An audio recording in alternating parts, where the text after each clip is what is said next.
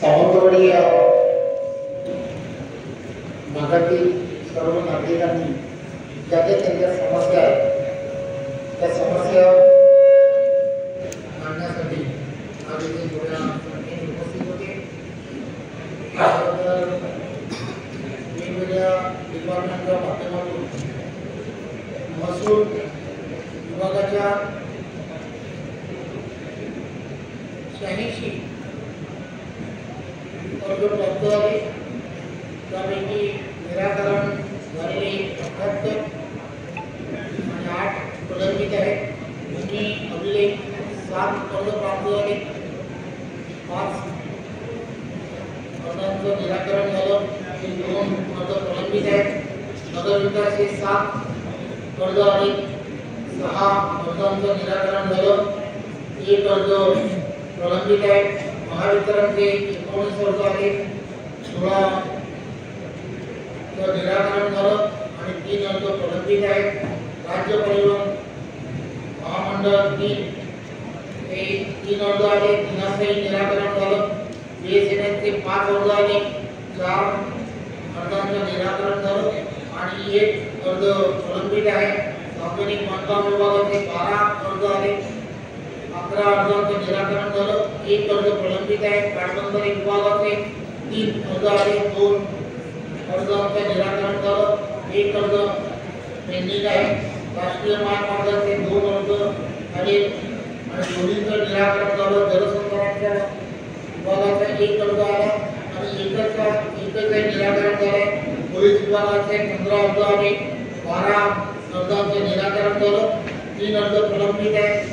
ग्राम विकासचे 70 अर्ज आले, 63 अर्जांचं निराकरण झालं आणि 07 अर्जांचं पेंडिंग आहे। वन विभागाचे 10 अर्ज आले, 8 अर्जांचं निराकरण झालं, 2 अर्ज प्रलंबित आहेत। कृषी विभागाचे 7 अर्ज आले, 6 अर्जांचं निराकरण झालं, 1 अर्ज प्रलंबित आहे।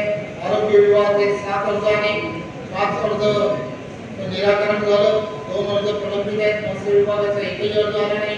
कर्तन विभागाचे 2 अर्ज आले, 1 अर्ज निराकरण झालं आणि 1 अर्ज प्रलंबित आहे। बंदर विभागाचा 1 अर्ज आला नाही। जिल्हा उद्योग केंद्राचे 1 अर्ज आला होता, 1 अर्जाचं निराकरण झालं। जिल्हा नियोजन अधिकाऱ्याचे 1 अर्ज आला होता, 1 अर्जाचं निराकरण झाले। जिल्हा क्रीडा अधिकाऱ्यांचा 1 अर्ज आला नाही। वस्तू सेवा कर विभाग 1 अर्ज आला होता, 1 अर्जाचं निराकरण झाले।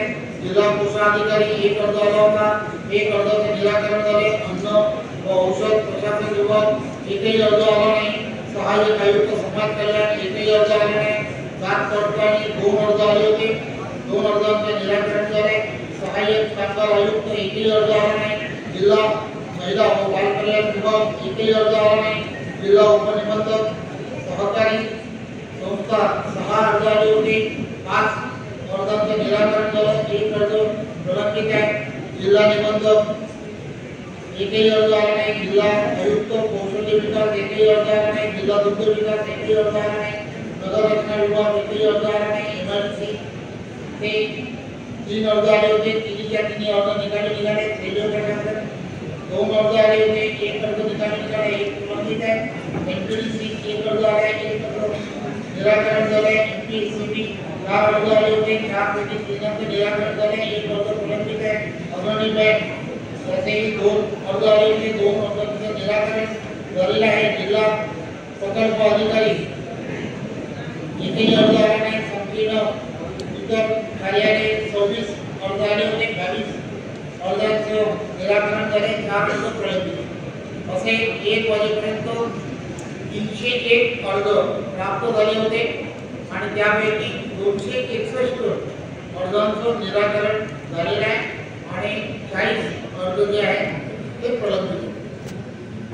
देशाचे पंतप्रधान आदरणीय नरेंद्र मोदींच्या नेतृत्वामध्ये महाराष्ट्र राज्याचे मुख्यमंत्री आदरणीय एकनाथराव शिंदेजी व आमचे सर्वांचे नेते आदरणीय देवेंद्रजी आणि अजितदादा या तिघांच्या नेतृत्वामध्ये सामान्य माणसाचं सरकार आहे। सामान्य माणसाच्या दृष्टिकोनातून त्यांना आवश्यक असणाऱ्या अनेक योजना या शासनाच्या माध्यमातून सातत्याने करण्याचं काम हे केलं जात आहे। ही याची आपल्या सर्वांना कल्पना आहे। आणि हे काम करत असताना शासन प्रत्येकाला न्यायाची भूमिका कशी मिळेल यासाठी सातत्याने काम करते। लोकशाही दिनाच्या माध्यमातून सुद्धा अनेक वेळा शासनाच्या माध्यमातून प्रश्न सोडवण्याचं काम हे केलं जातं, परंतु मध्यंतरीच्या काळामध्ये आपण पाहिलं असेल की निवडणुका असतील किंवा निवडणुकीचं कामकाज असतील त्या सगळ्यांमुळे सरकारी अधिकारी असतील त्यांना कामांसाठी काही उशिरा होणं विलंब लागत होता आणि त्यामुळे लोकांमध्ये जनभावना सरकारच्या बाबतीमध्ये काम होत नाही अशी ज्यावेळेला सुरू होती त्यावेळेला एक विचार असा केला की जनता दरबारच्या माध्यमातून सर्व अधिकाऱ्यांना जवळजवळ 42 वेगवेगळ्या डिपार्टमेंटच्या सर्व अधिकाऱ्यांना एकत्र आणणं, त्या सर्व HOD ज्याला म्हणतात डिपार्टमेंट हेड पासून शेवटच्या व्यक्तीपर्यंत प्रत्येक अधिकारी हा एकत्र या सभागृहामध्ये उपलब्ध होता आणि त्याने त्या सर्व ज्या अर्ज आहे त्या अर्जांप्रमाणे त्यामुळे किती दिवसामध्ये त्या सर्व अर्जांमध्ये असणाऱ्या काही विषय हे मार्गी लावावे या संदर्भातली सर्व विषय आणि त्याचा फॉलो येणाऱ्या काळामध्ये आम्ही सर्वजण या सुधारणामध्ये आम्ही सर्वजण प्रशासनातील सर्व अधिकारी आम्ही सर्वजण करणार आहोत। बँक ऑफिसवरती या सगळ्या विषयाचा फॉलो पालकमंत्री म्हणून आम्ही सर्वजण घेणार आहोत। त्यामुळे एक गोष्ट लक्षात घेतली पाहिजे की या सर्व विषयामध्ये एक चांगल्या पद्धतीचं काम येणाऱ्या काळामध्ये झालेलं आहे। आपल्याला मला सांगायला आनंद होतो की अनेक वर्ष कोकणामध्ये आणि कोकणातील असणारे काही विषय जे मार्गी लागावे या दृष्टिकोनातून हे कोकणातील एक सुपुत्र म्हणून मी सातत्याने प्रयत्न करत होतो। राज्यातील डोंगरी भागातील असणारा जे साखव ती बांधणी या विषयासाठी लागणारी जी तरतूद असायची ती जिल्हा परिषदेने करावी का कोणी करावी त्याला लागणारा पैसे जे आहेत ते अत्यंत कमी असायचे आणि त्या कमी पैशांमध्ये तो साखव जो छोटा असेल किंवा मोठा असेल ते करणं असं ते अशक्य होत होतं आणि म्हणून अनेक वेळेला त्या संदर्भातली विधानसभेमध्ये चर्चा झाली। विधानसभेमध्ये चर्चा केल्यानंतर काही गोष्टी ज्या आहेत त्यामध्ये करणं अत्यंत गरजेचं होतं आणि वित्त खात्याकडून त्या संदर्भामध्ये फार महत्त्वाची भूमिका घेणं अत्यंत गरजेचं होतं आणि यामध्ये बऱ्याच महाराष्ट्रातील ठाणा असेल, पालघर असेल, रायगड असेल, सिंधुदुर्ग असेल किंवा इतर सर्व भागातील असणारे जे साखव आहे त्याच्या दुरुस्तीसाठी पूर्वी 60 लाख रुपये एवढा निधी खर्च करण्याची तरतूद होती, परंतु यानंतरच्या काळामध्ये शासनाने असा निर्णय घेतला की त्यासाठी 1 कोटी रुपये खर्च करण्याच्या संदर्भातला निर्णय घेतल्यामुळे आता त्याला एक चांगल्या पद्धतीचा भरीव निधी देणं आणि पॉसिबिलिटी त्यामध्ये वाढलेल्या आहेत। त्यामुळे नक्कीच येणाऱ्या काळामध्ये सर्व कोकणामधील साखव हे मंजूर करणं अतिशय सोपं झालेलं आहे। आपल्याला सर्वांना माहिती आहे की कोकणातील सुपुत्र साहित्यरत्न जयवंत दळवी यांची जन्मशताब्दी वर्ष 14 ऑगस्ट पासून सुरू होत आहे। याचं औचित्य साधून आरवली या गावातील असणारे जे असल्यामुळे लेखक आणि या सगळ्या भागांमध्ये सर्वांनी एकत्र येऊन एक कार्यक्रम काढण्याचं ठरवलेलं आहे। आदरणीय आमचे जिल्हाध्यक्ष प्रभाकर सावंतजी असतील ही सर्व मंडळी अतुल कासकर आणि त्यांच्याबरोबरचे असलेले सर्व सहकारी यांनी त्या संदर्भात एक चांगला उपक्रम तयार केलेला आहे। त्यामध्ये चर्चासत्र असेल किंवा वेगवेगळ्या पद्धतीने त्यांनी त्यांच्या जीवनामध्ये कशा पद्धतीने आपल्या साहित्य क्षेत्रामध्ये त्यांचं असणारं योगदान आणि कोकणाचं असणारं या साहित्य क्षेत्रामध्ये असणारं योगदान या सगळ्या गोष्टींची चर्चा ही त्या कार्यक्रमाच्या निमित्ताने त्यांचं हे जन्मशताब्दी वर्ष असल्यामुळे आपण करण्याचं ठरवलेलं आहे।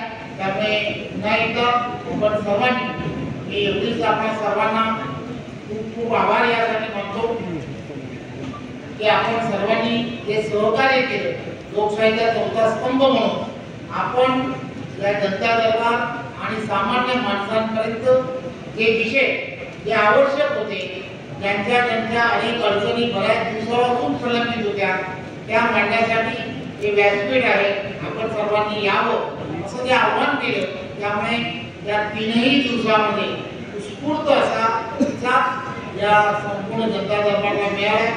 मला खात्री आहे की येणाऱ्या काही दिवसामध्ये पुन्हा एकदा या सगळ्याचा रिव्ह्यू घेण्यासाठी पुन्हा एकदा अशाच पद्धतीचं त्याच पद्धतीने लिहून मिळण्यासाठी जर आचारसंहिता लवकर लागली नाही, नोव्हेंबरमध्ये लागली तर एक पुन्हा एकदा आपल्याला संधी मला वाटतं मिळेल. अनेकांना पुढच्या त्यांचे असणारे काही प्रलंबित विषय असतील त्यासाठी सुद्धा संधी मिळेल. त्यामुळे या सगळा विरोध राहणारा असा उपक्रम यासाठी आपण सर्वांनी केलेलं सहकार्य त्याबद्दल मी आपल्या सर्वांचं मनपूर्वक धन्यवाद देतो. आणि खऱ्या अर्थाने या जिल्ह्यातील असणाऱ्या सर्व विविध सर्व जे प्रशासनातील असणारे कलेक्टर असतील, सीओ असतील, एसपी असतील आणि त्यांच्याबरोबर वन खात्याचे सर्व अधिकारी असतील, त्यांच्या खालोखाल आरोग्य खात्याचे असतील किंवा विविध या बेचाळीस डिपार्टमेंटमधील असणाऱ्या ज्या अधिकाऱ्यांनी अतिशय जेव्हा मी माझी भूमिका त्यांना समजून सांगितली की यामध्ये आपल्याला लोकांची कामं ही लवकरात लवकर त्याचा निपटारा करण्यासाठी आपल्याला या सगळ्या गोष्टीचं काम करायचं आहे. त्यामुळे सगळ्यांनी तो सकारात्मक दृष्टिकोनातून प्रत्येकाने यामध्ये तो हातभार लावला त्याबद्दल मी प्रशासनातील सुद्धा सर्व अधिकाऱ्यांचं आणि कर्मचाऱ्यांचं खऱ्या अर्थाने आभार मानतो, कौतुकही करतो. आणि पण एवढंच सांगतो की बरेच प्रश्न जे वर्षानुवर्ष प्रलंबित राहिले होते त्यांचा एक टाइम बॉम्ब असा विषय आपण प्रत्येक त्या नागरिकाला आपण सांगितलेला आहे. त्यामुळे त्या टाइम बॉम्ब पिरियडमध्ये ते सर्व प्रश्नाची उकल व्हावी ही त्या सर्व नागरिकांची अपेक्षा आहे. जर आपण ती पूर्ण केली तर नक्कीच त्यांच्या असणाऱ्या दुवा या आपल्याला नक्कीच मिळतील आणि आपल्याला पुढे काम करण्यासाठी एक चांगली उमेद निर्माण होईल असं मला वाटतं. पुन्हा एकदा आपल्या सर्व पत्रकार बंधूंचं सर्व यांनी या प्रक्रियेमध्ये प्रत्यक्ष आणि अप्रत्यक्षपणे भाग घेतला त्या सर्वांचं खूप खूप धन्यवाद. जय हिंद, जय महाराष्ट्र.